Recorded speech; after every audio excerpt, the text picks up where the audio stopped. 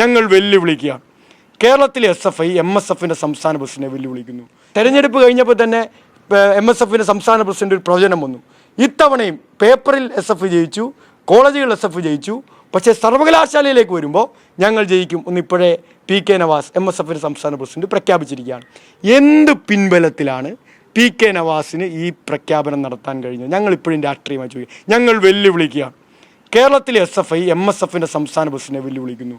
ഞങ്ങൾ ജയിച്ച UUCമാർ രാഷ്ട്രീയം പറഞ്ഞ്, വിദ്യാർത്ഥികളോട് രാഷ്ട്രീയം പറഞ്ഞ്, സമരസംഘടനാ പ്രവർത്തനം നടത്തി, വിദ്യാർത്ഥികൾക്കിടയിൽ മത്സരിച്ച്, അന്തസ്സായി നേർക്കുനേർ നിന്ന് പോരാട്ടം നടത്തി SFI ജയിപ്പിച്ച കൗൺസിലർമാരുടെ ലിസ്റ്റ് ഞങ്ങളുടെ കയ്യിലുണ്ട്. MSFിന് ഈ പറയുന്ന ഭൂരിപക്ഷം ഉണ്ടെങ്കിൽ, കാലിക്കറ്റ് സർവകലാശാല പിടിച്ചെടുക്കാൻ അവർക്ക് ഭൂരിപക്ഷം ഉണ്ടെങ്കിൽ, ആ ഭൂരിപക്ഷം കൊടുക്കുന്ന കേരളത്തിനകത്ത് MSF രാഷ്ട്രീയമായി ജയിപ്പിച്ച UUCമാരുടെ ലിസ്റ്റുമായി SFIയുടെ ഭാരവാഹികളുടെ മുന്നിൽ വരാൻ ധൈര്യമുണ്ടോ MSFിൻ്റെ സംസ്ഥാന പ്രസിഡന്റ്? ധൈര്യം കാണിക്കണ്ടേ?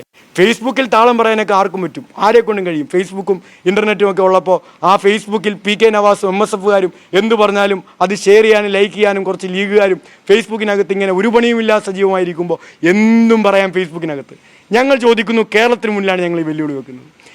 കാലിക്കറ്റ് സർവകലാശാല തെരഞ്ഞെടുപ്പ് പൂർത്തിയാകുമ്പോൾ കാലിക്കറ്റ് സർവകലാശാല ജയിക്കാനുള്ള UUCമാരെ MSF മത്സരിപ്പിച്ച് നേർക്ക് നിന്ന് SFIയോട് മത്സരിപ്പിച്ച് ജയിപ്പിച്ചിട്ടുണ്ടെങ്കിൽ അതിൻ്റെ പട്ടിക പുറത്തുവിടാൻ തയ്യാറാവണ്ടേ?